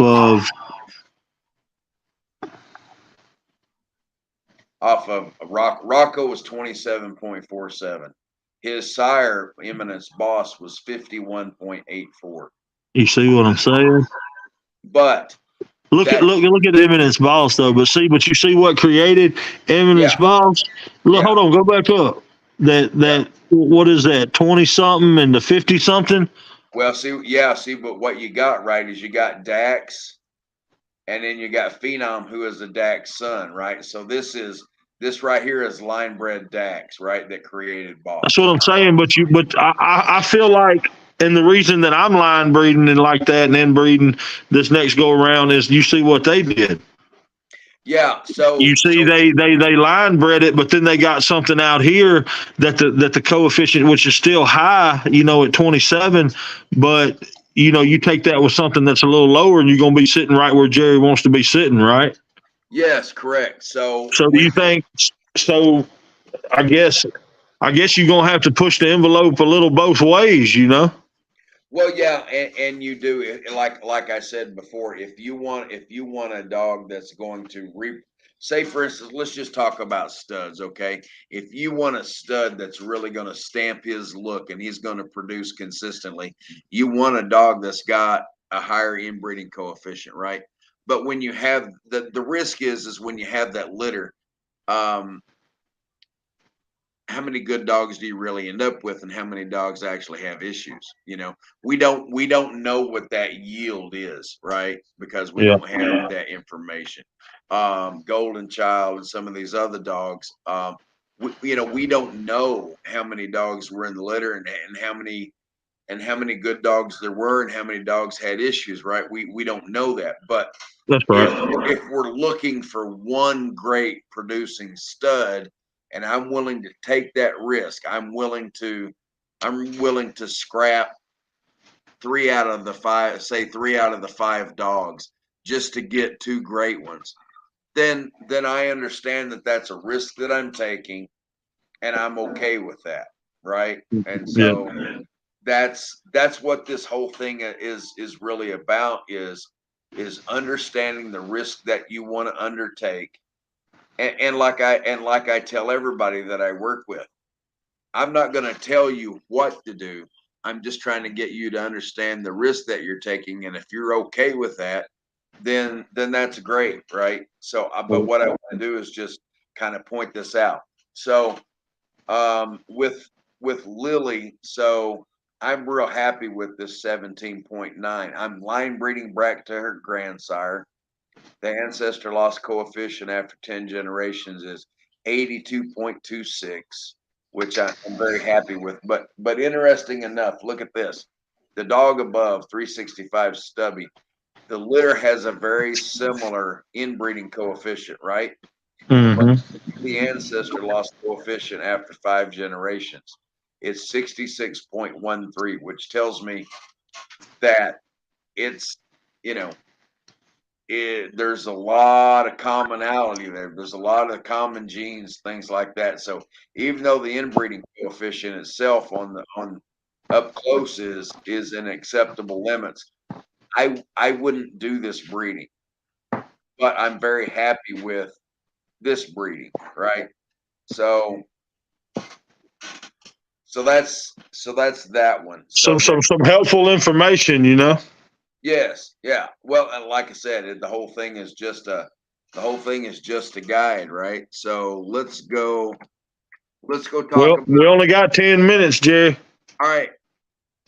So let's talk about yours, Lance. Let's talk about Josie and Rye. Yes, sir. So we have an inbreeding coefficient of 36.22, an ancestor loss coefficient of 66.13 after 5, and 21.2 after 10. So this is a very strong, high inbreeding coefficient. But you and I talked about this in detail. So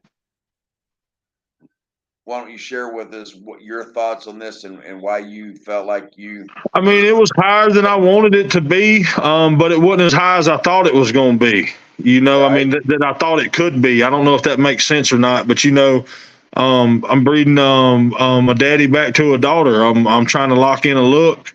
Not saying that that's what they did, but you look back at the higher breeding coefficients on them dogs like Rocco and Eminence Boss and all them. Those are the dogs that are paving the way right now. Right. And I also am breeding for me and breeding a headpiece, and been told from a few people, been told from a few people in breeding that, you know, get you a really nice headpiece. I really love Grand Champion Rye. He was more, I would love to, you know, have dogs like that a little bit more.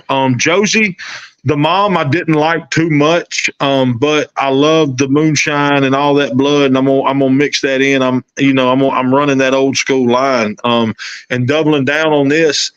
I've had quite a few show people reach out to me and say, you know, let them know what it is. Some of your older people in the game. So I feel like you risk anything. I will say this: if I do this and push the envelope on this one, and I don't like what I get, it'll be a lesson learned. But I still feel like you're going to have to push the envelope.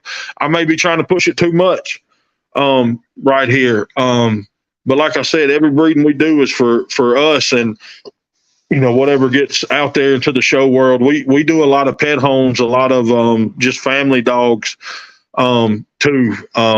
I don't know. I just believe in it. I've talked to the owner of the dog and talked to, you know, some people that's really been in it that I feel like would have kind of steered me away if it was something bad.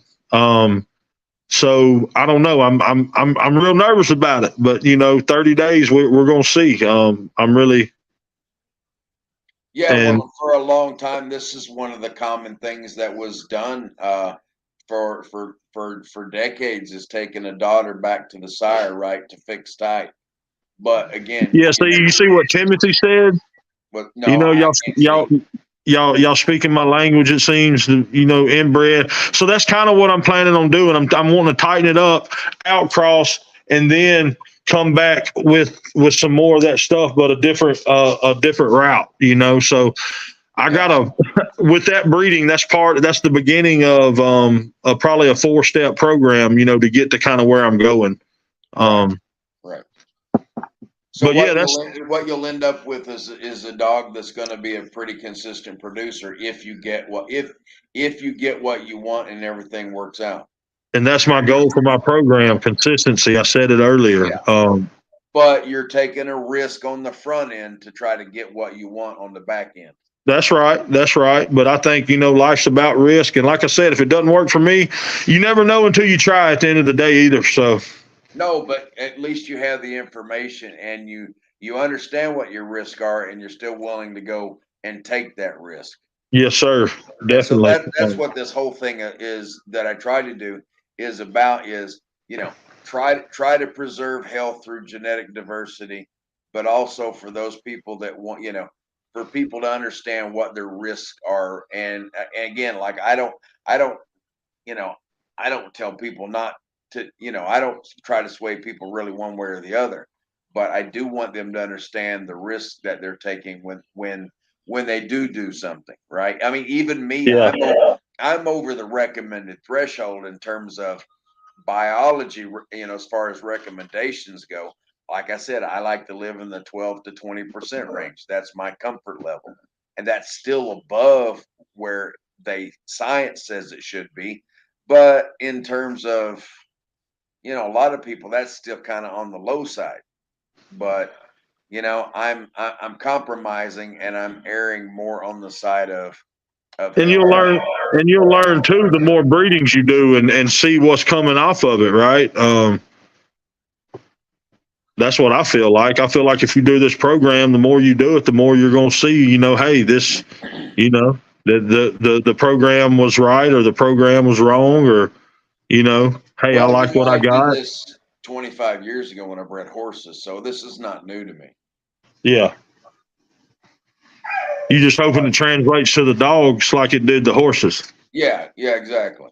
Exactly. Two different breeds of animals, Jerry, you know, and I guarantee you them horses you was breeding was a lot stricter bred and everything than these dogs you breeding to. Well, that's true, but genetics are genetics. Yeah, and you got your program, so This one is a lot more sophisticated than the one I had 25 years ago. yeah. Well, Jerry, we appreciate you coming on, y'all. Y'all, this is Jerry James with Dubtown Bullies. Y'all be sure to check him out. He's very thorough. I feel like I grasped the situation a little better after what you explained tonight. All good info that you could use. Y'all be sure to check this guy out. He's a good guy, man. He's a good guy. Well, I appreciate it. I appreciate you guys giving me the time to talk about this a little bit and kind of explain it. And again, it's not like science. It's not perfect, right? But what we want to try to do is just understand a little bit better about what our direction is. Yes, sir. We appreciate you, Jerry. Always appreciate you, brother. Yeah, but you guys don't be afraid to reach out to Jerry if you guys want to use the service. Like, this is very helpful information. I know a lot of people they get information from other breeders, like, oh, you need to line breed if you want to lock in these genetics. But like Jerry was saying, you can lock in good genetics, you can lock in bad genetics. You know, you take the good with the bad, and that's the risk that you're going to take. But he's going to let you know what the risks are. So it's not even just about just looking at one dog. You don't know what is in the pedigree and in the health of those dogs. Like if there's any known health risks that come along with those. So it's really important. I know there's a lot of people that are breeding well and stuff too. So maybe this will help you guys with that. I don't know much about bulls, but I know that there's a lot of risks that come with that. So just making sure that you guys are doing your research on the bloodlines, the pedigrees, and then using Jerry's service. And he's not an expensive service to use at all compared to the losses you would take if you did a botched breeding. So I think it's really important you guys hit him up. And he's taking the time to do all this stuff for us, and we don't pay him anything for it. And he's doing He actually pays us. Yeah, he gives away one of these every single time that we do a podcast. So you guys, please do use the service. I mean, can't say that enough. If you guys are already better to breed, this is a service you can use to do just that. For sure. Thank you, Jerry, so much. You're welcome. Thank you, guys. Appreciate it. All right, brother. So, thank you guys, everybody. Thank you guys for hanging out with us this evening, and we'll see you again next month. Oh wait, we gotta do the wheel, huh? To figure out. Yes, John, baby. I'm calling it right now. It's Johnny Boy. Spin that wheel. Keep it real. All right, I'm gonna take out. What's this to see who's up next? Yeah. See who the next victim is. I gotta add TPK, and we're gonna add high tide. Dougie Fresh. Doug Lingeringham. Okay, ready? Yes, I love this game.